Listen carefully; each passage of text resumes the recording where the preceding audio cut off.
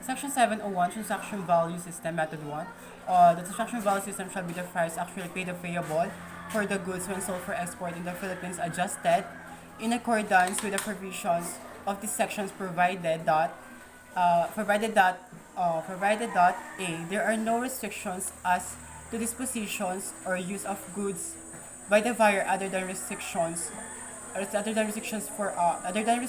which one are imposed or required by law or by Philippine authorities. Two, limit the geographical area in which the goods may be resold. Or three, do not substantially affect the value of the goods. Letter B, the sale or price is not subject to some conditions or considerations for which a value cannot be determined determined with respect to the goods being valued.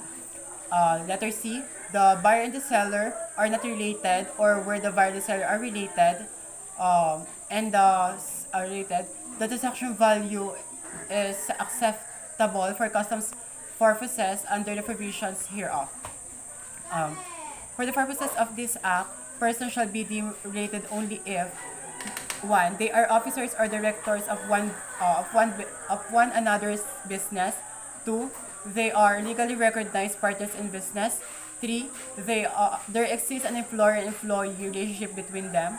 Four, any person directly or indirectly owns control or hold 5% or more of the outstanding voting stocks or shares of both seller and buyer. Five, one of them directly or indirectly controls the other.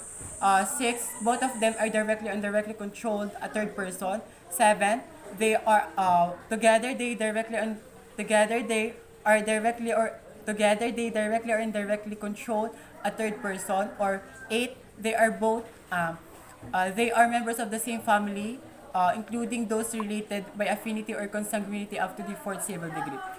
Persons who are associated in business with one another, and that one is sole agent, sole distributor, or sole concessionaire. However, described of the other shall be deemed to be related for the purpose of this act if they fall within any of eight cases cited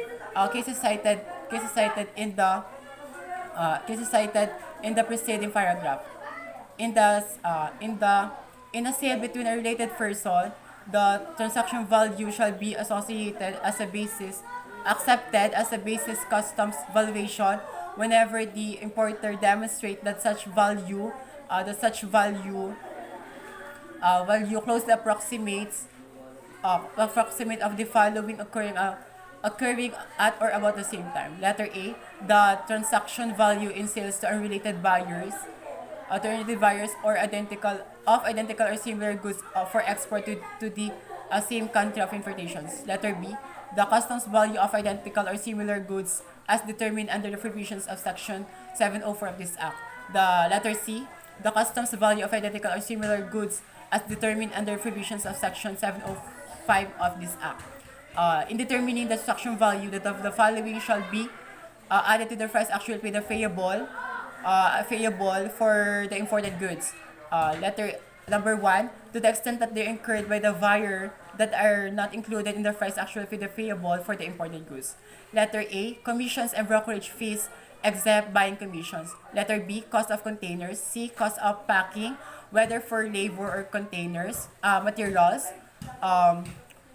D, value apportioned as appropriate of the following materials, of following goods and services, materials, components, parts, and similar items incorporated in the imported goods, tools, dyes, molds, and similar items used in the productions of the imported goods, materials consumed in the production of the imported goods, and engineering development, artwork, design work, and plans and sketches undertaken elsewhere and done in the Philippines and necessary for the productions of the imported goods for the productions of the imported goods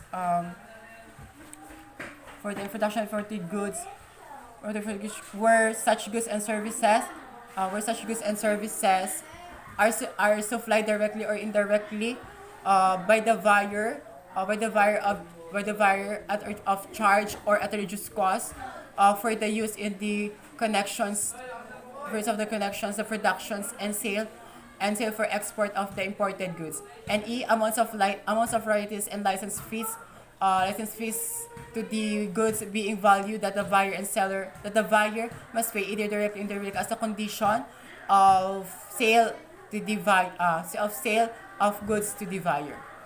Number two, value of any part of the proceeds of any subsequent resale, disposal, or reuse of the imported goods that accrues directly and indirectly to the seller. Cost of transport of the imported goods from the port of exportation to the port to the port of entry in the Philippines. Number four, loading, unloading, and handling associated charges with the transport of the imported goods from the country of importation to the port of entry in the Philippines. Number five, cost of insurance. Number six, all all additions to the price actually payable shall be made only on the basis of the objective and quantifiable data.